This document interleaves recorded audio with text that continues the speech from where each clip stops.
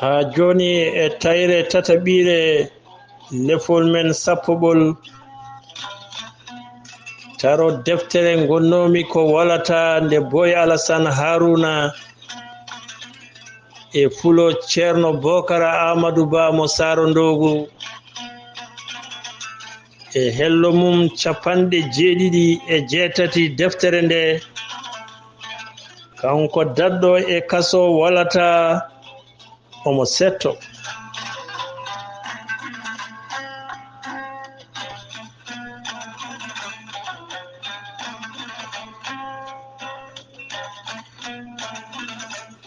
musidɓe amen labbinaɓe ɓe e fawaɓe kuugal duuɓi 5 kaso so battiɓe ndendinaɗo gotel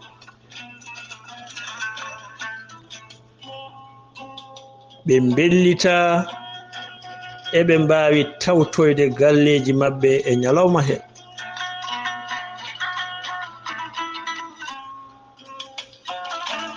ko ɓuri heewde e fawaɓe kuuge ɓe keddi nder kaso e nder tuddungel he hunde e sous-officier ji lomtimin e nder cuurel aangel ni woni goomu amen ngu eggina faade e cuurel ba lieutenant Sara Amadou e lieutenant Si Saydou e lieutenant Nyang Amadou Ousmane natti jeede hen arɓe hesɓe ɓe ko capitaine Si Bokar lieutenant ji Ba Abdoul Quddus Ngayde Jako e Yongan ni woni goƴa amen miijoji amen fof ngoni e musidɓe amen ñawaɓe wargo ɓe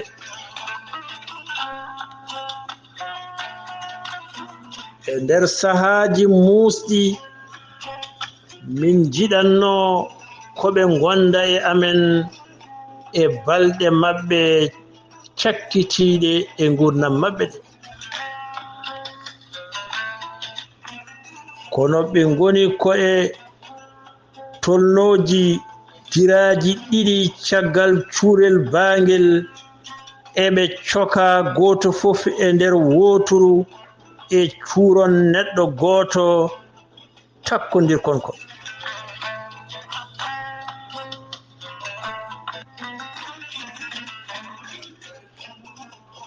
caggal hen cuurel neɗɗo goto kon timmani hay diraji ɗiɗi cowaɗi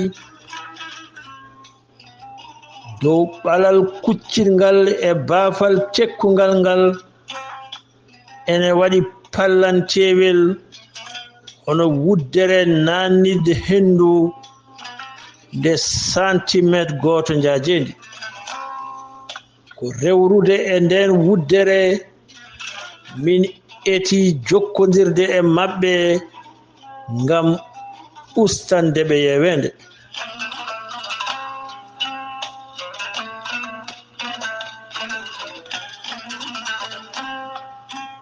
ngam ɗum min jontodirtuno goto fof eto dañde hujja no yaltiri hunde noon hawnide ko ɓuri heewde e ɗaɓɓaɗe amen ene jaɓeteno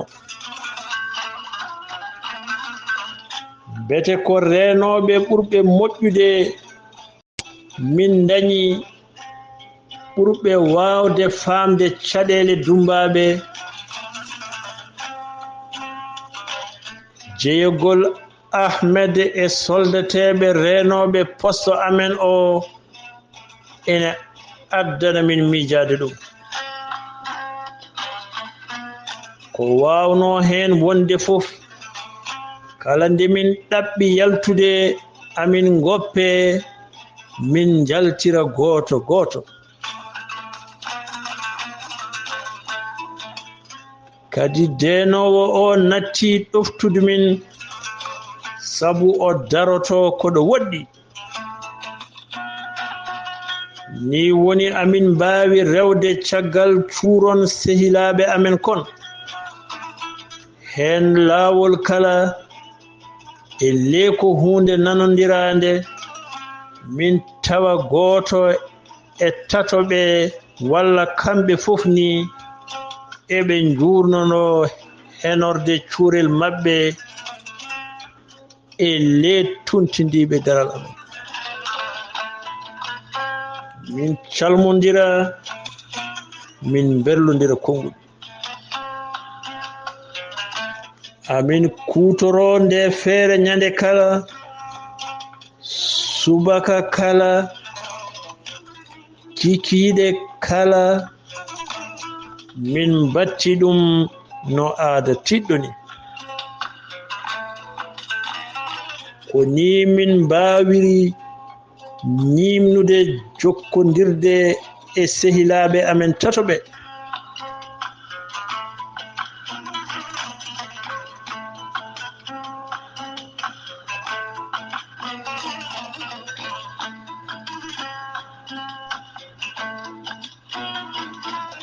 Nder cuurel amen yewtere fatunde e battane amen fuɗɗima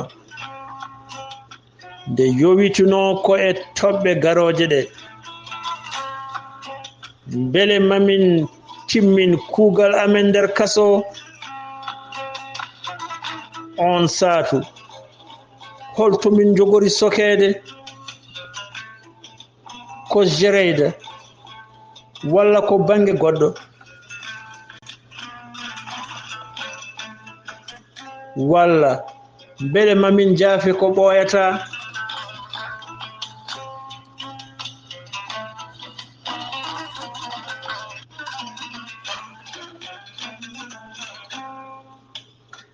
Wonno lesɗe namde fof ko ɗamawu ma laamu ngu yilodere. Yoga e amen ene ɗaminino ɗum, ko ɗum waɗi amin jenanano ma musidɓe amen fawaɓe kuugal wargo ɓe jaafe. Min meeɗa miijade maɓe mbare.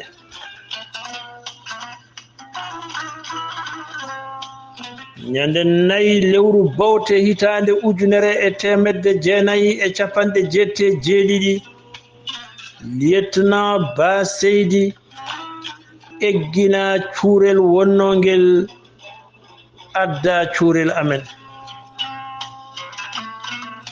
Ko kanko ɗaɓɓuno egginede ngam yobde toon ñande 5 lewru bawte hitande 1997 ñalawma korka o reweteno.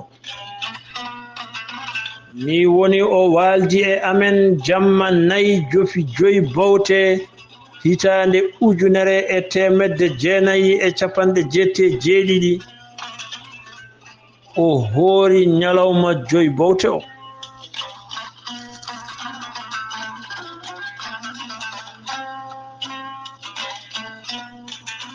Lieutenant Ba Seydi ene deeƴi omo weyti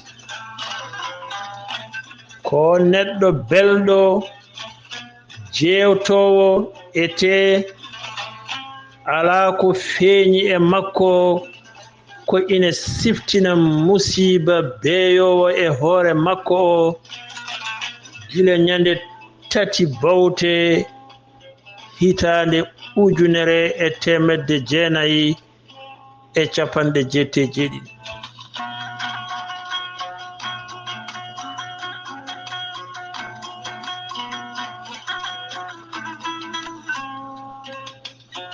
Minen kadi to bange amen mbaɗa feere fof ngam weytinde weeyo ngam yejjidde kuugal wargo o ñaawangal kanko e sehilaɓe ɗiɗo woɗɓe ɓe.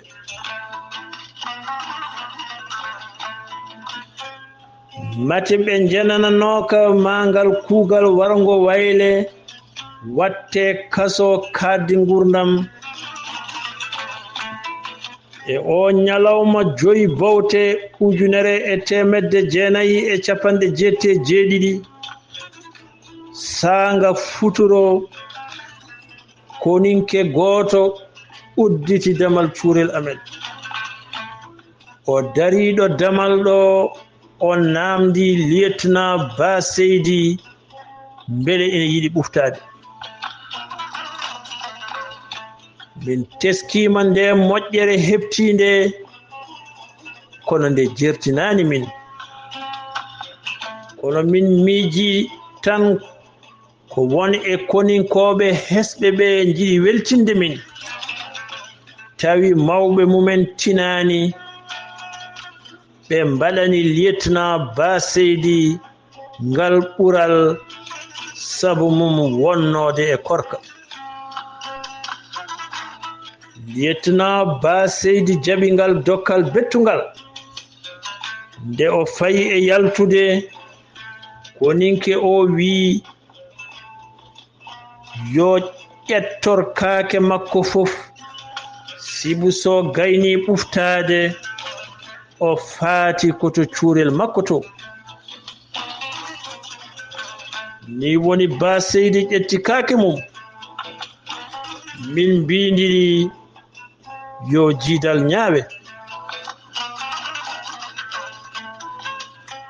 min ponno ko waynondirde haa abada sabu gite koko karmondirde ɓoytani soldat goto ari yiilade min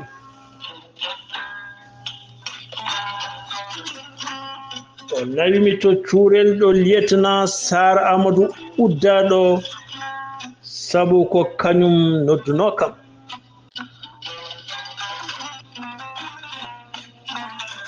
cuurel makko ngel ina udditi tawmi omo dari omo moosa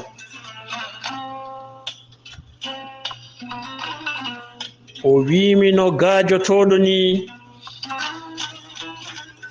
boyi mbiɗe sikki tan komin wareteɓe janngo hedde wendoga mbimomi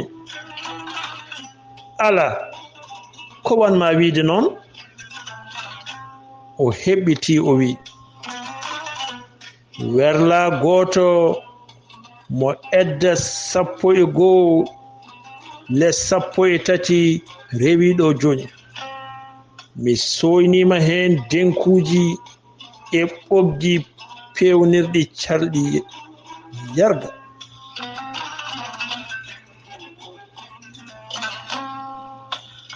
ɗum fof o yiiri ɗum ko e pallantewel cuurel makko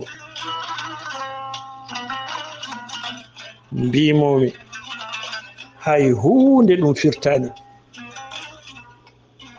ko kaake tuddunde nde tan fotata wonde o heɓɓiti o wi ala e lembiɗe yenana koɓe waroɓe min janngo o weddimi dentifrice ene wondi e montor jarniraɗo kanŋe ɓe renoɓe min ɓe jogori wujjude to dumbirdu walata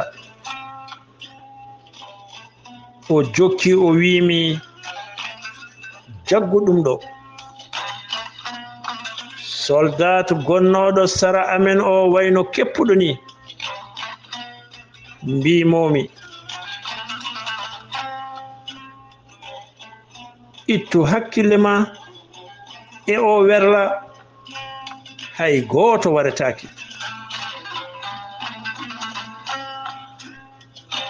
mi wirani noon tan deññude ɓernde makko wallu sabu am sikkude o woni koye ruytude ko hunde nde jenananomi kono tan ɗum laati ko jumre mawnde.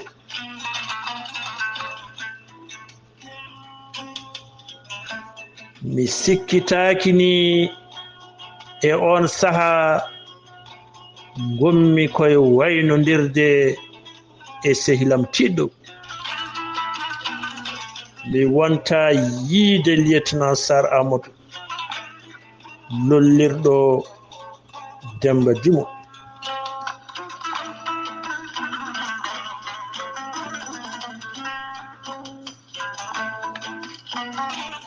Yimɓe ina mbiya so maayde ina ara e ma nonde jogori ardude fof, so rewdude ñaw walla e nder wolde walla e accident,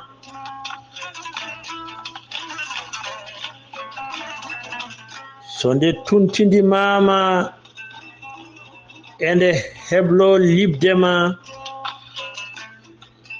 aɗa tinande e nder ɓandu ma. Bele Sar Amadou gaga ko yi werla mawɗo o ina rimdi denkuji e ɓoggi ko mate o tinani maayde nde e ɓandu makko.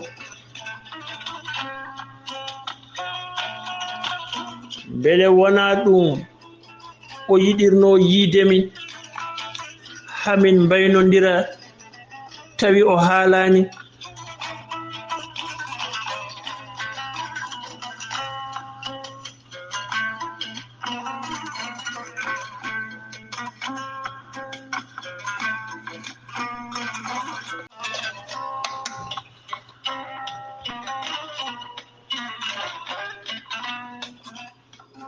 E hello capanɗe jeeɗiɗi e jeenayi deftere nde,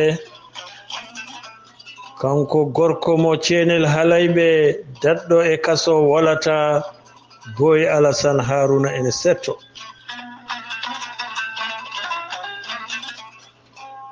O wi nde gartumi cuurel amen jangtanimi sehilaɓam hafeere werla mawɗo dondiɗo denkuji e ɓoggi o. Kono nde tawnomin nanni e hakkillaji amen ha ɓurti, miijo yaafuya hoorejo leydi, min joni to woɗɗi sikke amen e wargo ngo.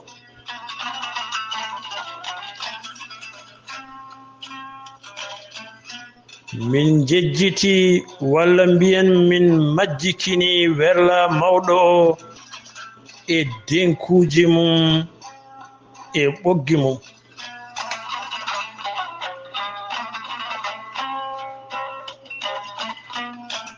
Nda noon ɗe denkuje e ɗi ɓoggi jolnaɗi e werla mawɗo o gaddirano tigi ko darnude calɗi yarga ko lieutenant Sar Amadou wino ko noon tigi wori. O hollama mayde makko.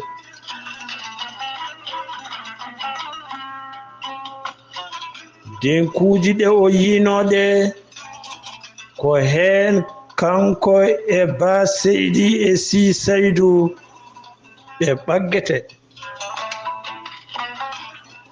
Ɓoggi ɗi o soyninoɗi ko ɗin kamɓe tato ɓe fof ɓe kaɓɓirte hade maɓɓe fellede wendoga 6 lewru bawte hitande 1997.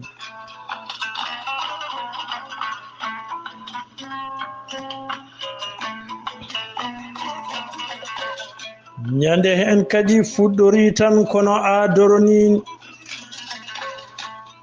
finde e julde subaka. Caggal ɗum min puɗɗo yaltude ngam taroyade. Kono ko ɓuri teŋtude ngam jokkondirde e sehilaɓe amen tatoɓe rewrude e pallantewon cuuron amen. Kono e o ñalawma nde min garti nder cuurel amen idinoɓe yaltude ɓe mbimin elle hay gooto ala e nder cuuron musidɓe amen tatoɓe.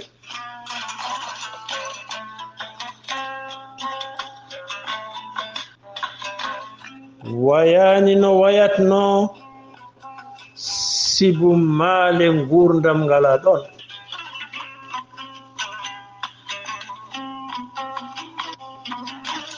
waɗi noon ko gila ɓe naati cuuron kon kala ndemin ɓaaɗi ɓe musidɓe amen ɓe ene njaabo ma woni ɓe tolnima e pallantewon cuuron maɓɓe ma woni ɓe njaabima somin bellimama ɓe daaɗe da e o beetawe 6 lewru bawte hitande 1997 hay hen hunde wodani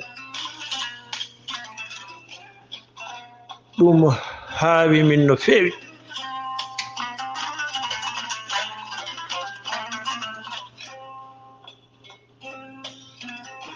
holko deƴƴini musidɓe amen ɓe ko ɓe ɗaaniɓe won e amen ko ɗum miiji kono ɓe meeɗa wadde ɗum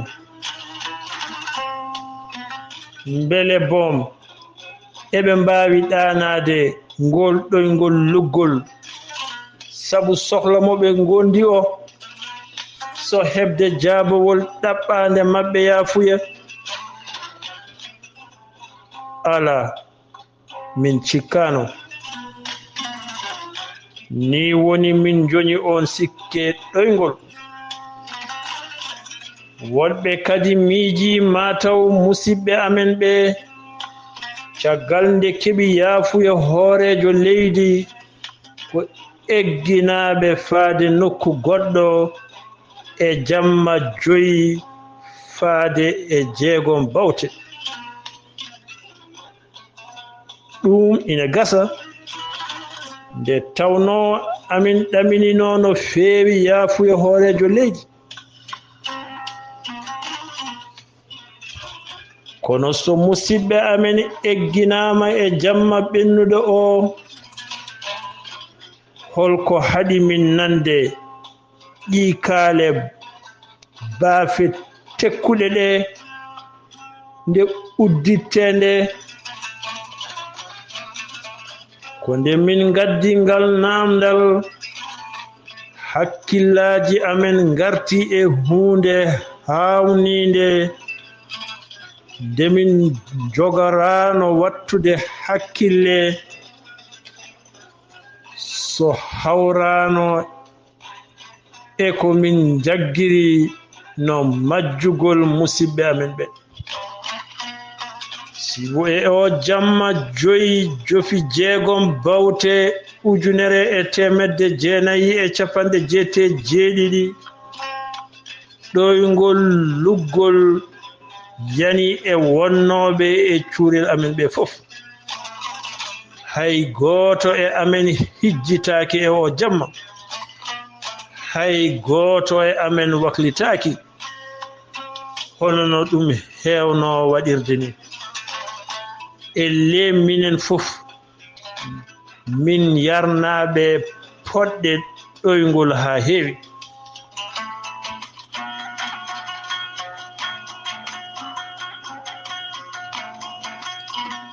ene waawi e nder ka ngoonka baafe cuuron kono uddite musidɓe amen eggine tawi min tinaani caggal nde min micci hakkillaaji amen ngaddi e feccere o ñalawma 6 bawte ujunere e temedde jeenayi e capanɗe jeeɗiɗi e hunde nde min janana sehilaaɓe amen tatoɓe ngala e nden cuuron mumen. Cuuron kon kadi no jiɗkon hollidde mettere mumen e jaagol wonnooɓe e mumen ɓe kañum enne ngarti mbi dak e ley hunde yurminiinde ene ummoro e makkon.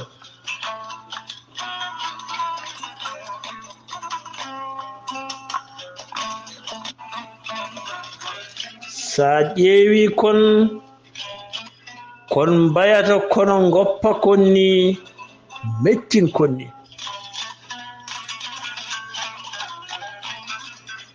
Mate e kon jogii wonki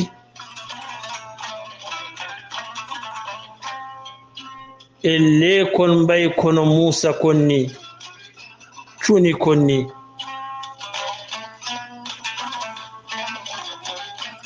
Seedeji mumɗuɗi paaɗuɗi e ley kon tawama ittugol ɗon musidɓe amen tatoɓe e kon mettini hen kono ala ko kon mbawi hen. Sikki ala amin jinno wawde namdade kon onon cuuron holto sehilaɓe amen ɓe ngoni, holnde e holno ɓe goppiri on. Hay haame cuuron kattanani nande walla haalde.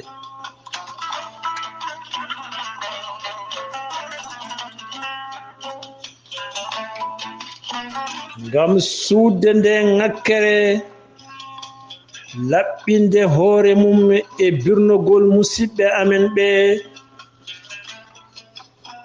e wullaade min majjugol maɓɓe no eƴkon maayde jaatigeeɓe makkon tedduɓe ɓe kon cuddi sunaare.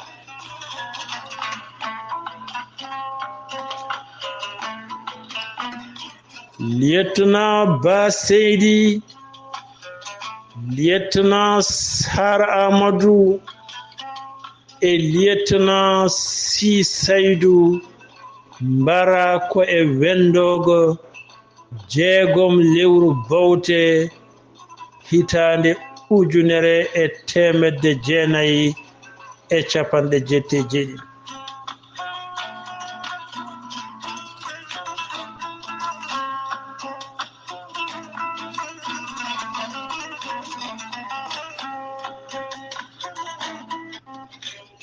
Heddediraji ujunere bange hirnange worgo tuddundu Jreyda konon tigi ɓe pella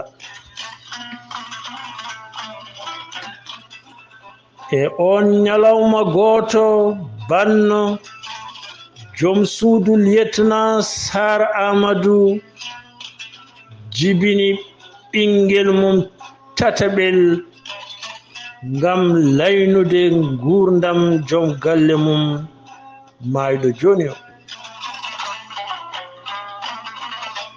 Deke musidɓe amen jalti aduna gila 6 lewru bawte hitande 1997 kono min tinoyi ɗum ko nyande 6 lewru bawte hitande 1997 hedde feccere jamma tawi dumbaɓe ɓe fof ene ndendina ɗo gotel ngam egginede fade walata. ko nden musidɓe amen dumbanoɓe e nder tuddunde nde kabri min wonde wendogo 6 bawte 1997 ɓe nani piyanɗe kewɗe e sikke maɓɓe ko piyanɗe worgo. ɓe mbiɗe ummori koto woɗɗi bange hirnange worgo, hunde famninde wonande kala ganduɗo nokku o.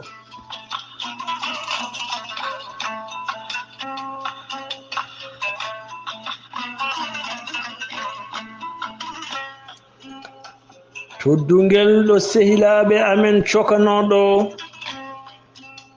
ɓuri cuuron ɗo min gonnoɗo ɓadade nokku wargo ngo. hay minen amin mbawno ni nande piyanɗe ɗe so tawino on jamma min ɗananoki ɗoygol luggol. ko ɗon sikkeji amen e battane musidɓe amen tayi, heddi tan ko teskade ko woodi ko min jananama sehilaɓe amen tato ɓe maayi. ɓooyata min tengtinane ɗum.